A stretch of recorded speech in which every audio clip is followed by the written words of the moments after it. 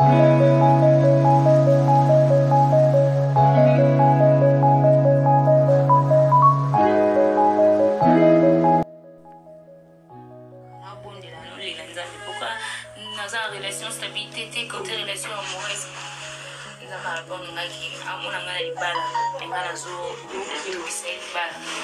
moment où je faisais Love Story,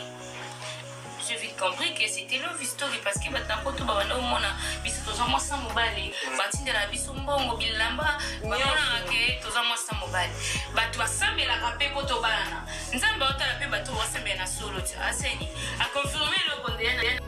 Nini ekomeli Nathalie Baby Donjwa lisusu après kokende kokutana na Grâce Luzolo, après kokende kotala ba maladi na bopito, après Nathalie Baby Donjwa kokutana lisusu na Grâce Luzolo, eloko nini o lisusu ekomeli bandeko na nga utaki komona Nathalie Baby Donjwa ko uti koyoka biso nyonso. En tout cas internet ezalaki tombé concernant relation ya Baby na Grâce Luzolo pour na love story na bango. Toyoka ki ba vérité mususu o Nathalie Baby Donjwa abimisaki toyepe koyoka na tour Grâce toyoki pe eloko nini o Grâce Luzolo abimisaki lokola ba vérité pona love story o to bandaki kolanda biso nyonso, love story o to bandaki komona biso nyonso ke eza vérité, bango moko bayaki ko démentir yango ke ezalaki yango vérité te. Alors eloko nini o ekomelaki Baby après love story wana toyaki koyoka Baby liboma, toyaki koyoka bato ba plibiaki bato ba lobaki or ezalaki nango réalité te, ezalaki nango te ke Baby ezalaki liboma, ezalaki ba makambo mosusu. Après lelo toye komona lisusu Nathalie Baby Donjwa azongi lisusu pembeni ya Grâce. Nathalie Baby Donjwa na Grâce Luzolo bakendaki kotala ba maladi na bopito, bakendaki ko visiter ba maladi na bopitali ka ndenge ezalaka pona kosunga bango, pona kotikela bango mwa mike pona kotikela bango mwa mapa, mwa sukali, mwa ti, mwa café, mwa mbongo kaka ndenge ezalaka. Bandeko nanga après ba photo oyo ba makambo ebimi lisusu ebele pona Nathalie Baby Donjwa. La famille n'a pas sinon binombote na bandeko nyonso o balandaka ici Botelo TV. En tout cas bonjour bonsoir wana déjà toyebaka et dépenda kaka na air oyo okolanda émission na biso. Alors mbote na bino esika nyonso bozali, merci mingi na ba abonné nyonso ya ici Botelo TV. Merci na batu nyonso o bazo continuer ko sala biso ba remarque, merci na ba message na bino ba ope bazo benga ka biso na WhatsApp. En tout cas merci na ba message na bino, merci na ba remarque na bino, nzamba lola abate la bino a continuer na kopesa bino lisusu makoki a continuer na kosunga pe ko batela bino ba remarque na bino bosala biso. En tout cas ezara malamu mingi to sepelaka nango po yango nde esalaka musala na biso ebonga. Donc yango nde esalaka musala na biso ekende liboso. Lelo to eli bino lisusu likambo ya Baby Donjwa. En tout cas eza likambo oyo esalaka biso toujours pasi. Baby Donjwa aza mutoto lingara mingi po biso pena toza na biso pena ba lovashu biso pena toza ba lovashu ya tongo to lingara Baby Donjwa makasi. Alors ndenge to lingara Baby Donjwa to lingara vraiment te mabe moko ekomela ye, to lingara vraiment te likambo moko boye ekomela ye ke o mwa pasi moko ekomela ye. En tout cas to lingaka yango te, yango bomonaka to yaka toujours na ba analyse na biso soki likambo ekomi pona Baby Donjwa bomonaka ici Botelo TV. En tout cas alala rapongite ayaka toujours wana na ba analyse na ye pona kusolola na bino eloko nini oyo ezoleka. Nathalie Baby Donjwa aza star na biso ya qualité, aza auto lingara mingi mikolo uti koleka to monaki kaka après Baby liboma o boeto yokaki nyonso oyo esengelaki eyokana. Alors batu mususu kutu balobaki ke liboma wana uti pa Grâce Luzolo sans ke ba vérifier, liboma wana uti pa Grâce Luzolo, liboma wana boeto yaki biso nyonso to lobaki oyo esengelaki to loba. Alors or na simanango ezalaki nango bongo te, ezalaki nango makambo mususu nzamba benga ye asalela ye na bandenge mususu. Mais lelo toye tukomona lisusu Nathalie Baby Donjwa na Grâce Luzolo après epesi lisusu polémique, epesi lisusu makambo ebele bato balobi lisusu ba fan ba komi lisusu ba fan ba déclarer tozozo ba appel pona Baby Donjwa na Grâce Luzolo pas possible. Yango lelo ici Botelo TV aye liboso na bino pona ko expliquer bino, aye liboso na bino pona ko éclaircir bino vraiment nini o ezoleka Nathalie Baby Donjwa na Grâce Luzolo bandeko nanga. Yango wana tosenga na batu nyonso o ezambalane ya liboso atombe na chaîne na biso. En tout cas soki penza ezambalane ya liboso première fois na yo okutana na Irsi Botelo TV. En tout cas au s'abonner, au commenter, au liker, au partager, au welcome na chaîne na biso. Awa tolingaka mafinga te, awa tolingaka batu nyonso. Merci beaucoup na boye malamu na chaîne na biso. Merci na bato bazo aimer pe bazo commenter pe bazo partager. Bande konanga histoire ya Nathalie Baby Donjwa eza histoire moko très compliquée. Donc eza histoire moko vraiment eza compliqué makasi, eza vraiment trop compliqué, eza vraiment compliqué makasi. To mona ki Baby Donjwa abimaki pona batebele o babande ko kanisa ke love story ezalaki ya solo, batebele to bandaki ko loba ke love story wana penza eza ya solo, bango mibale penza fu babala na bango mibale pena boyeboy. Mais après cela to yaki ko mona makambo ebimaki, to yaki ko mona ndenge bango moko bayaki ko démentir yango ke love story ezalaki nango ya solo te, ezalaki nango oyo bango babande ko sala kaka lokola ba base na bango babande ko tourner lokola filme bazalaki monster mobile ya solo te, ezalaki nango ya lukuta o badingaki ba sala love story na bango. Alors batebele bazalaki nango dessus, batebele pe bayinaki Grâce Luzolo mingi bamonaki lokola Grâce Luzolo nde a décevoir ka baby. En tout cas to yinaka vraiment Grâce Luzolo batu ebele. Mais boye bake sans oublier que Grâce Luzolo ndenga zana azaka vraiment la visibilité te moko. Donc Grâce Luzolo bata makapenza na sima Baby Donjwa. Grâce Luzolo yebike soki asali vidéo na Baby Donjwa akozwa visibilité pour Baby Donjwa azana balovashu ebele. Baby Donjwa ana balovashu ebele makasi be. Donc Grâce Luzolo azalaka ata ye moko soka tie vidéo na ye na internet, ye moko soka tie photo na ye na internet bo mona penza ba j'aime mingi te, bo mona ba commentaire mingi te. Mais soki kaka associer photo na ye na Nathalie Baby Donjwa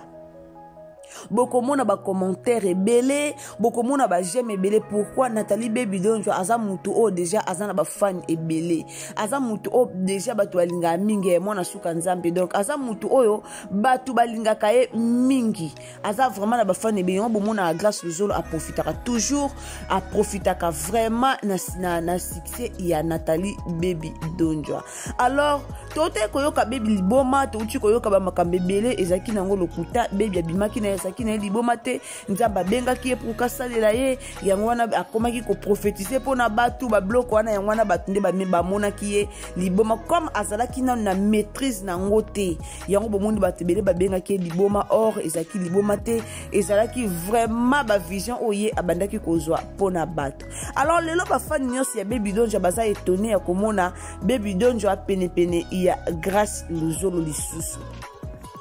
Kaka nde Nathalie Baby Donjwa ayebisaki bino na relation na ye na Grâce Luzolo eza ya bolingo te. Nathalie Baby Donjwa kokutana na ye na Grâce Luzolo bakei kosunga batu na hôpital, bakei kosunga batu pona kolela mawa nzambe. En tout cas eloko o bango basalaki ya love story wana baliaki bambongo ya batu, batebele babande kotindela bango bilamba, batebele babande kotindela bango bambongo tant que couple. Da batu basungaki bango lokola bazalaki couple, or bazalaki couple te. Na la bino témoignage mukie ya Nathalie Baby Donjwa tolanda yango elongo na bino toyoka eloko nini oyo nzambe a révélaki ye après kozala na kati ya love story ya ye na Grâce Luzolo. Donc pona ba fan nyonso ya Baby o bazo benganga, en tout cas vérifier nanu est-ce que Baby na Grâce Luzolo bazonga ni to ndenge nini tolingi komona lisusu Baby pemene ya Grâce te tala kutu Grâce asala Baby mabe pona bino nyonso oyo bozo tunanga, oyo bozo komelanga, oyo bozo tunanga. En tout cas vidéo oyo eza pona bino. Na ye na video oyo pona bino nyonso o bozo tunanga pona bandeko nyonso oyo vraiment bazozwa temps ya kolobela ngai pona histoire ya Baby na Grâce. Video oyo eza pona bino, na ye nango pona kolakisa bino, na ye nango pona kofungola mémoire na bino, na ye nango pona ko faire comprendre bino ke ti bomoni Baby na Grâce Luzolo boye bakei eza relation ya bolingo te, eza bakutani bakende kopesa badon, bakutani bake ba osala Baby a osala o nzambe ako orienter ye asala. De ce qui il s'agit kosenga mawanzambe pona o basalaki na Grâce Luzolo basenga mawanzambe nzamba yokela ye mawa nzamba yokela ye mawa asenga mawanzambe asunga batu na hôpital asunga ba orphelin soki il s'agit ba kena Grâce Luzolo tokomona bango ba okende ba otambola na Grâce Luzolo mais pona bato bazokanisa lokola ke te bazongani o il vraiment lobela na baby asala biso boete pourquoi aolinga kozonga na Grâce en tout cas Baby Donjwa na Grâce Luzolo baza ata na relation moko ya bolingote baza na relation moko ya bolingote donc na katikati na bango mibale awa relation ya bolingo eza na ngote wana penza ba fani tout ba lovashu boza na kimia eza relation ya bolingote to utaki komona Grâce Luzolo na page na ye ya TikTok aplibia ki lisusu video ya Baby Donjwa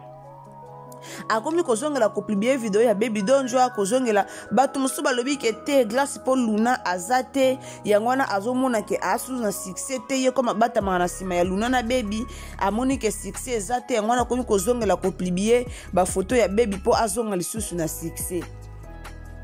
bande konanga tout ça c'est rien nyonso wana eza nango rien lelo ata Grâce a publié ba photo ya Baby lelo ata Grâce azongeli ko publier Baby to monaka to yebi ndenge Grâce a publié ba Baby soki anniversaire na ye mais to monaki changement comme Baby azaki musika ya Grâce to monaki ndenge nini Grâce a publié ki Baby pona anniversaire na ye to monaki biso so maloba nini o Grâce akomaki mais tango ayaki ko publier pe Luna to monaki maloba nini o Grâce akomaki alors ba lovashu nyonso esi ba comprendre na bango soki Grâce akoya pemene ya Baby pona visibilité balovashu nyonso esi bayebi esi bakomprena na bango makambo wana lelo Grâce azongeli kopublier ba video ya bango ya kala na Baby na TikTok na ye tandis que Grâce n'a jamais publié Baby donc atikala kopublier Baby te ke o na ba video moko na TikTok atia Baby atikala kosala yango te mais video o ya publier azongeli kozwa video ezaki na page ya Baby atia yango na page na ye ya TikTok en tout cas wana vraiment ezotala kaka ye moko ayebi eloko nini oyo azo sala ye moko ayebi eloko nini oyo azo zongela lisusu ko publier Nathalie Baby Donjwa mais pona ba fan ya Baby o bazo tunanga en tout cas Baby Donjwa je pense pas que akozonga susu 100% pembeni ya Grâce to bakozongela lisusu love story wana soki love story wana bakozongela ngo na manière moko mususu e ozali lisusu ndenge ezalaki te po Baby déjà azongeli na makamba nzambe donc na ba orientation na ye o ya zozwa amoni que love story wana ezaki mabe pona ye akendaki mabe selon coutume na bango selon ba droit na bango ya selon ba norme na bango ya kimbangiste donc akendaki nango bien te akendaki nango bien te yango bomoni arekila kande balobaka il faut kozonga sima po sauter lisusu azonga ki lisusu sima pour que ayeba ko avancer na vie na ye kitoko pe malembe alors toyoka na no révélation o nzambe apesa ki Baby à propos ya ba love story na bango après to ko continuer bandeko nanga kande to yebisaka bino soki zambala no ya liboso otombe na chaîne na biso o s'abonner o commenter o liker o partager et o sa malamu mingi surtout ba j'aime na bino nde yango tolingaka. S'il vous plaît la famille binyonso oboyaka pona ko finga a penza tolingaka na biso mafinga te pona bomona Baby te atelemi abandi ko finga no bomona Grâce Luzolo te atelemi abandi ko finga no pe bomona Xibote la activité abanda ko finga alors bino bato boyaka ko finga na ba commentaire awa eza esika na bino te tiali loba ya bien pona Grâce Luzolo pesa conseil tiali loba ya bien pona Baby Donjwa pesa conseil mais ko tiali loba te pour que oya ko finga pour que oya ko Baby saba imera bato en tout cas ezalaka vraiment malamu mingi te wana toyoka nanu ye moko Nathalie Baby Donjwa après tokozonga lisusu na analyse na biso bisous. Malgré tout, une fois qu'on a il faut avoir pourquoi nous avons une relation stabilité, côté relation amoureuse. Nous avons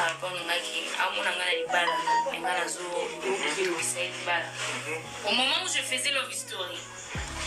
j'ai vite compris que c'était Love Story parce que maintenant pour tout babana au mona biso tozamo sa mobile batinda na biso mbongo bilamba babana ke tozamo sa mobile batu basambela rapé poto bana nzamba otala pe batu basambela na solo aseni a confirmer le condamné na spiritualité mais la physique eza bongo te omoni déjà na spiritualité nzambe déjà confirmé que vu que batu aloti na biso ba mbongo tozolia ba mbongo batu o bayiba ke toza en couple mais on n'était pas en couple. J'ai beaucoup pleuré. C'est la journée où je vais mal banater. na olela kana nzambe alimbisanga na oyeba ati na bana kwa no se bafani nanga ndenge nini bafani nanga mutu ba onzima azati bape ba kondima te atasi lelo mutu ba ndima nete mais na comprendre que nzambe so alinga salela o faut tout abandonner nzima la biso mbongo bilamba bamona ke toza mwasa mobali bato basambelaka mpe po tobalana nzambe otala mpe bato bosambela na solo ti aseni aconfirme eloko ndeya na spiritualité mais na physique eza bongo te omoni déjà na spiritualité nzambe déjà confirmaki vu que bato bandotindela biso bambongo tozolia bambongo ya bato oyo bayeba eke toza en couple mais on n'était pas en couple j'ai beaucoup pleuré asala journée mobimalimal banda te na olela kana nzambe alimbisanga na oyeba ati na bana kwa no se bafani nanga ndenge nini bafani nanga mutu ba onzima azate bape ba kondima te atasi lelo mutu ba ndima nete mais na comprendre que nzambe so alinga salela o faut tout abandonner nzima osanga papa humiliation toyoki Nathalie Baby Donjwa la famille toyoki Nathalie Baby Donjwa ndenge a expliquer biso bomoni makambo mususu tomona yango baje makambo mususu bino bozonka baje meyeba ke nzambe azo confirmer yango Nathalie Baby Donjwa baliaka bambongo ya batebele na poto batebele bando kensaka lokwa baza ba couple batebele bando sambela pona bango nzambe en tout cas batela couple oyo bakende liboso babalana mais na réalité bazalaka couple te nzambe a confirmaka déjà libala na bango parce que quand ndeye moka expliquer bino wana bato babondelaka pona bango mutu so atindela bango mbongo na otinda mbongo na na couple kinganzi mais bazaka na bango couple te bazaka na bango couple te basalaka na bango ka o esengela basala bazaka couple te mais baliaki bambongo bato lokola couple baliaki bambongo bato batindelaka bango bambongo bato balingaka bango bato balatisaka bango mais na réalité ezalaka yango te ezalaka nango yango te na réalité biso nyonso tomema masumu apamba tofingama likola couple oyo tofingama likola couple ya baby na grâce Luzolo mais na réalité ezalaka nango yango te mais bate beleti lelo bayina grâce Luzolo par rapport ya makambo oyo ezoleka bate bele bayina bango mais ezalaka nango yango te ndenge bango balobaki ndenge Baby Donjwa ayaki koyebisa biso ezalaki yango te bandeko eza pasi na minute oyo baby ana posa te bofinga ye po batebele bafingi baby ndenge akutani lisusu na grâce Luzolo batebele bakomeli bafingi ye oza kaka mutu oza kizengi oza zoba yoke lisusu kokutana na grâce Luzolo zela akosakana na lisusu atiki yo en tout cas boza na bino kimia batu nyonso obazo finga baby batu nyonso obazo lobela baby ozongi lisusu pembeni ya grâce yoza ki muto zonga lisusu pembeni ya grâce te baby aza mukolo aza mwana mukete ayebi eloko nini azo sala baby aza muto o a raisonnaka aza mbwa te po mbwa kuta azo raisonner bongo boni mutu baby aza mutu a raisonnaka ayebi nini azo sala na minute o Saint Esprit azo tambusa ye ayebi nini asala ayebi nini asala te baby ayebi nini asala ayebi nini asala te donc bokanisa na bino te ndenge bomoni baby na grâce Luzolo boye elingi kolobake bautaki esika mabe elingi kolobake baza mwasi na mobali elingi kolobake bazongani elingi koloba makambo ebele baby na grâce Luzolo baza mwasi na mobali te baby na grâce Luzolo bakutani kaka bakei kosenga omoni kosunga o bango baosunga eza meilleure façon ya kosenga mawa nzambe likolo na bango basalaki eloko moko oyo ezaki ya lukuta baliaki batu bambongo bakonsomaki babiloko ya batu alors eza meilleure façon ya kosenga mawa nzambe likolo na bango alors wana bazosala bazosenga mawa nzambe likolo na bango eza malamu mingi mais botika na bino kokanisela baby mabe botika pe kofinga ye ndenge bozofinga ye wana bacommentaire esala propreté ezosala malamu te toyebi déjà grâce Luzolo alingaka aprofitaka na ye na succès ya baby toyebi mais boya kofinga baby te esala penza kitoko te bandeko na ngai place wana penza ezosala mabe esa malamu mingi tende tozofinga ye oza zoba oza boye grâce Luzolo na Baby Donjwa baza binemi te baza na bango binemi te baby aza na ye ennemi ya grâce te bien sûr bato alobi ke po ani avant bande grâce bande ko publier baby te siko po moni Luna zata linga bando publier baby Baby ana problème à Grâce Luzolo te, azape ennemi na Grâce Luzolo te. Donc tout ça là yango problème mon côté wana na yaki liboso na bino pona koya ko expliquer bino ke Baby Don jana Grâce Luzolo atabo moni bango ensemble bazana bango na relation ya bolingo te. Bazana relation ya bolingo te, totika na biso ko beta mabaku, totika na biso ko lobe belé ba conseil na bino obozo tindela biso to yebisaka Grâce Luzolo to yebisaka Baby Don ja ekomaka. Baby Don ja atanga ba commentaire na ba page na biso azotanga ba commentaire nyonso obozo koma pona ye. En tout cas aza sage, aza mo amoko malamu, aza pe mayele, ayebi nini akosala. Bombo na bino moto boka c'était que ceux qui Grâce Luzolo simbie boye nde elakisi ke baza mwasi na mobile. En tout cas totika komema masumu wana bazana bango mwasi na mobile te. Merci na bande nyonso o balanda Xi Botelo TV quand to ebisara bino ceux qui ezambala no ya liboso otombe na chaîne na biso o s'abonner, o commenter, o liker, o partager et o sala malamu mingi ba abonnement na bino et sala biso kitoko makasi. Ba fani nyonso ya Baby Don ja ba lovashu nyonso en tout cas bokitisa motema eloko moko eza nango te Baby Don ja azawana pona biso. Merci beaucoup, bisous, bye.